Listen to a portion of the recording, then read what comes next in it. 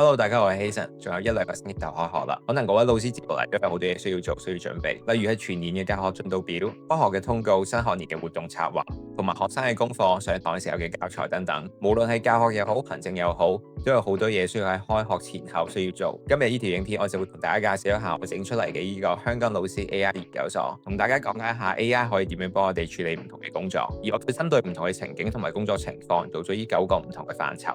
例如係出題出卷，又或者係備課、批改評語、學校同埋家長嘅溝通、行政計劃、輔導文書、活動交流，同埋唔同嘅 AI 工具嘅學習同埋 App 入門嘅方式、心得。當大家點擊翻相應嘅範疇，例如係呢個出卷出題，入到去咧就會再細分咗唔同嘅項目或者係情景俾大家喺度選擇。例如我係想做呢個 AI 幫我自動揾新聞喺度出題嘅，咁我就 click 翻呢個分類，然之後就可以喺入邊睇到相關嘅學習影片。有啲範疇可能係冇影片啦，但係如果有影片我哋有拍到嘅話，就會喺度大家可以直接喺度播放，或者去翻 YouTube 嗰度睇，同埋會將成個用 AI 去到解決呢個情況嘅成個流程好清楚咁樣喺度寫，包括你一開始需要用咩工具，需要用啲乜嘢嘅提示詞，又或者係如果我係針對呢個情況嘅話，係整到一啲嘅 Gem 出嚟嘅話，大家亦都可以直接 click 呢個 link 去到相關嘅 Gem 嗰度，直接用我為大家整好咗嘅一啲嘅 AI 工具就可以去到用。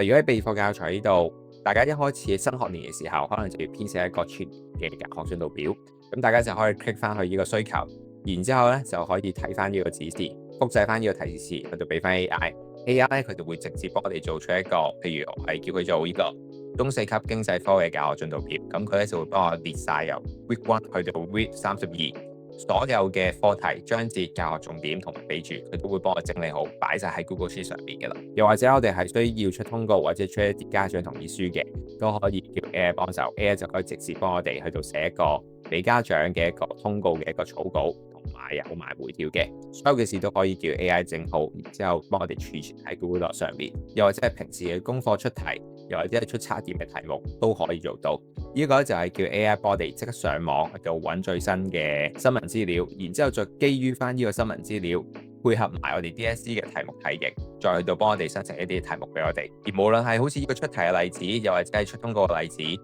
整呢個全年嘅教學進度表，所有嘅事都可以喺我呢個香港老師 AI 研究所裏邊都可以揾到相關嘅提示詞出嚟，俾 AI 去到幫我哋處理。所以大家嚟到我呢個平台之後，需要做嘅嘢其實非常簡單，只需要揾翻你需要處理嘅項目。例如我想做呢一個教學嘅進度表，咁我就可以睇翻呢個備課教材，然之後咧就選擇翻第一個編寫全嘅教學進度表，然之後喺度咧我就會睇下大家需要準備嘅幾項唔同嘅事，例如係課程嘅框架，又或者係學校嘅行事曆，同埋啲學生嘅實際情況。之後咧我哋就可以將呢個提示詞複製起嚟。當我哋複製咗呢個提示詞之後咧，我哋可以令佢去到 Gemini， 又或者係 Gemini Spark 嗰度處理都可以。咁如果你唔係用 Gemini 嘅話，你係用緊 ChatGPT， 又或者係 Cloud， 或者係其他唔同嘅 AI 工具，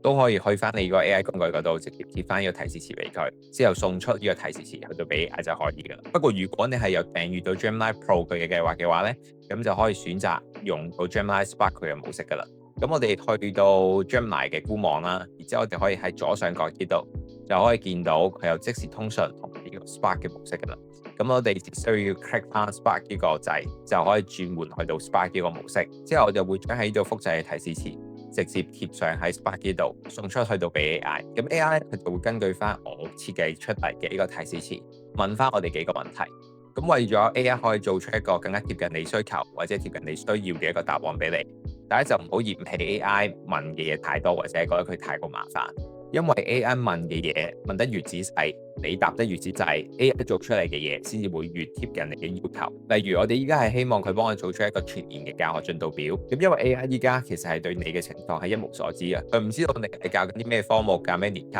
你哋學校上堂嘅時間等等，其實佢係咩都唔知嘅。咁所以我設計上面呢個提示詞嘅時候咧，就會叫 AI 對於你嘅情況係需要有越多嘅了解先至可以嘅。例如咧，佢會問下你係教緊咩科目，教咩年級。例如我依家係教緊中4科經濟科嘅，咁我就可以將成本經濟書嘅目錄嗰度俾佢，叫 AI 幫我哋去到編排翻到底全年係乜嘢時間，應該係要點樣去到教，點樣去到分配。另外我哋亦都可以將教育局嘅指引去到上傳俾佢啦，同埋佢亦都可以話俾佢知道你哋嘅學校每個禮拜係會上幾多次堂嘅，每堂係有幾多時間，全年預計係有幾個教學週。另外咧就可以將學校嘅行事曆一齊去到上傳埋俾佢啦。因為每間學校你哋嘅學校活動日啊、陸運會啊嗰啲係會唔一樣嘅，咁所以亦都可以叫 AI 根據翻你哋學校嘅行事曆去到編排所有嘅上堂嘅時間。好似我呢度啦，我就會答翻佢第一題啦，就係我係教緊經濟科嘅，中四教2班。之後咧，我就會將教育局嘅課程指引上傳咗俾佢，等佢知道到底中四係要學啲乜嘢嘅內容，同埋亦都可以將中四科嘅教科書嘅目錄上傳埋俾佢，等佢幫我哋去到編排。之後就同翻佢講，每個禮拜係上4節嘅，每節係45分鐘，一共有32個學習週。咁第4點咧就係學校嘅行事曆啦，就暫時未有，所以我就冇俾到俾佢。第5、第6點嘅話咧，都係暫時未有，所以就冇俾到佢啦。之後咧，佢就會直接幫我哋去到編排翻，針對翻中四經濟科嘅教學進度表噶啦。不過佢喺呢度回覆我哋嘅話啦，就會係用一個對話形式去到覆我哋。所有嘅嘢咧，如果我哋要編輯啊，又或者要修改嘅話，就會需要叫 AI 再去到改。咁所以一來一回嘅話，就會比較麻煩少少啦。但係其實我哋可以喺度，如果你係用嘅 Gemini Spark 嘅模式嘅話，我哋可以叫佢直接將成份表格輸出去到 Google Sheet 嘅。咁當我咁樣同佢講咗之後啦，佢就會將所有嘅內容匯出去到 Google Sheet 嗰度整理好晒。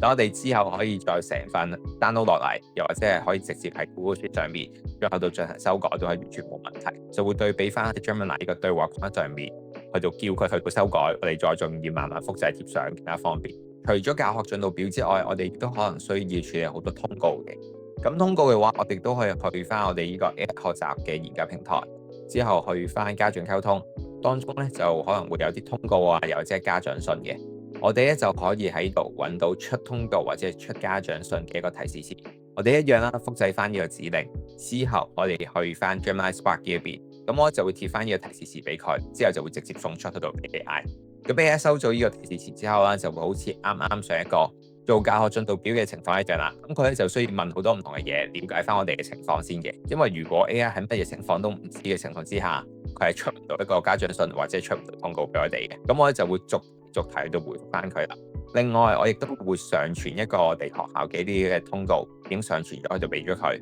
俾佢作為一個參考。所以我哋去到用所有嘅 AI 嘅提示詞，或者係我呢個平台裏邊準備嘅一啲嘅提示詞嘅時候咧，最好大家一定係要記得，一定係要回覆翻 AI 佢問嘅問題，因為 AI 佢問嘅問題其實唔係廢話嚟噶，佢真係要有相關嘅資料，對你嘅情況有一定嘅了解，佢先至可以做到一個符合你要求嘅事嘅。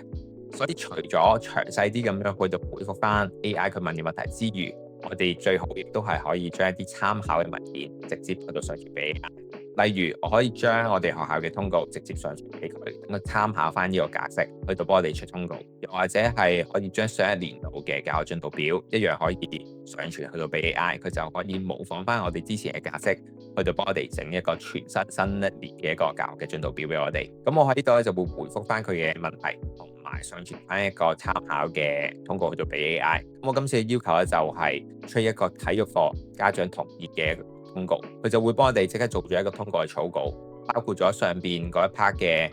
俾家長睇嘅內容啦，譬如喺體育課裏邊相關運動嘅安排、安全嘅措施同埋要健康嘅申報。咁所以咧就需要家長簽翻以下嘅呢個回條俾我哋啊，就係 tick 翻健康狀況良好，係同意參加體育課嘅，又或者係健康有問題唔適合嘅，咁原因係乜嘢？如果係唔適合嘅話，就要附上醫生嘅證明去到俾翻下方啦。